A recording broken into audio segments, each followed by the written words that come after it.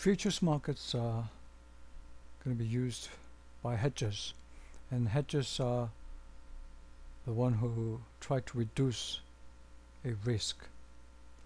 In theory, long and short hedgers balanced each other out perfectly and may not need a speculator. But in practice, we need speculators.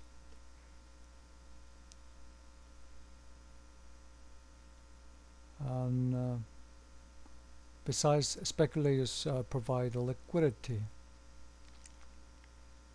And well, okay, hedgers as a group need speculator to take positions and bear risk only for the mismatching in contract demanded by long short hedgers, and this explains why the risk premiums in futures markets are not large.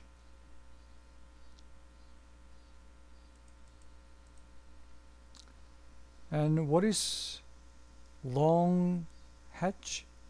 Long hedge means a hedge by buying future, and this long hedge is going to be used when you know you will purchase an asset in the future, and when you are afraid of paying too much price in the future when you buy this asset. If that's the case, you control some risk by getting into this long future.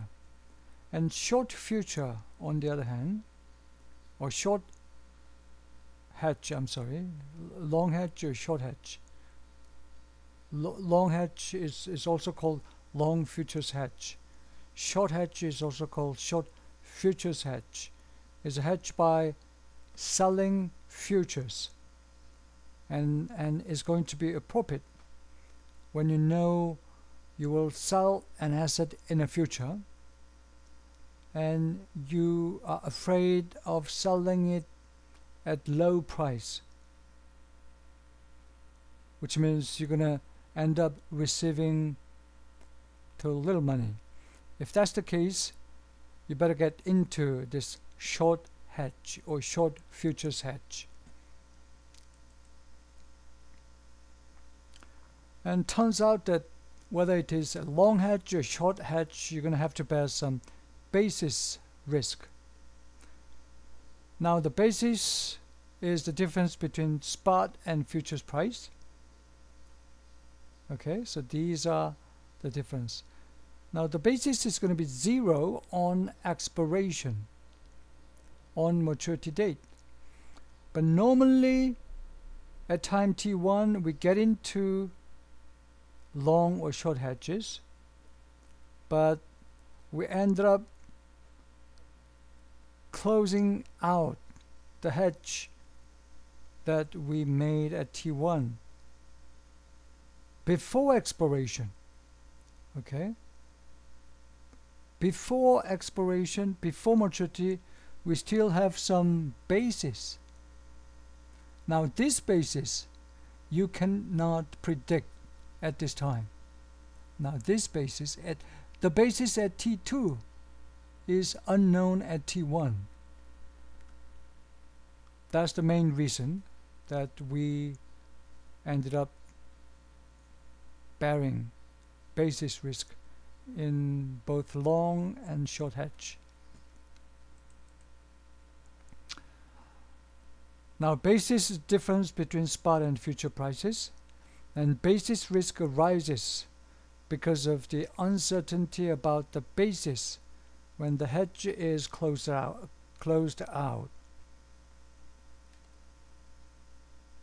In other words, hedge is going to be closed out at T2, but this basis is unknown at T1.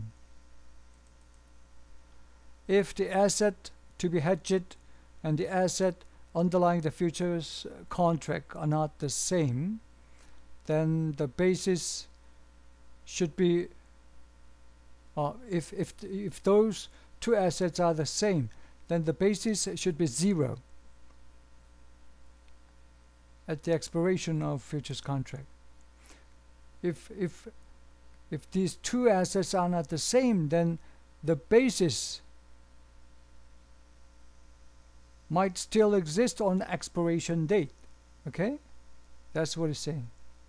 So basis risk has come from 2 different sources. Number 1, the fact that hedge is closed out before expiration. Number 2, the fact that asset to be hedged and asset underlying the futures contract are not the same. Okay? Make note of this last paragraph. Okay, we're going to practice how to do some long hedge and short hedge. What was the long hedge? Long hedge is the one where you're buying future to control some risk. When you do, when you get into this long hedge,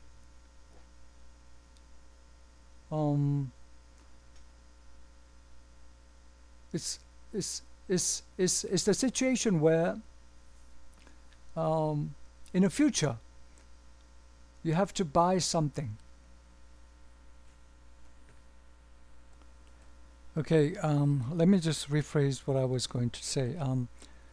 We getting into long hedge when we expect to buy something in the future and we are afraid that we end up paying too much when we buy something in the future. Then we could reduce some risk by getting into, by buying some future. That's long hedge, okay? Turns out that the cost of asset is going to be F1, which means today's future price plus basis at future time.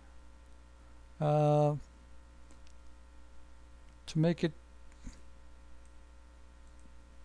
more specific, let's consider the following example. Suppose today's spot price is $5 and today's future price is $10, and we're gonna close out this position at time t2.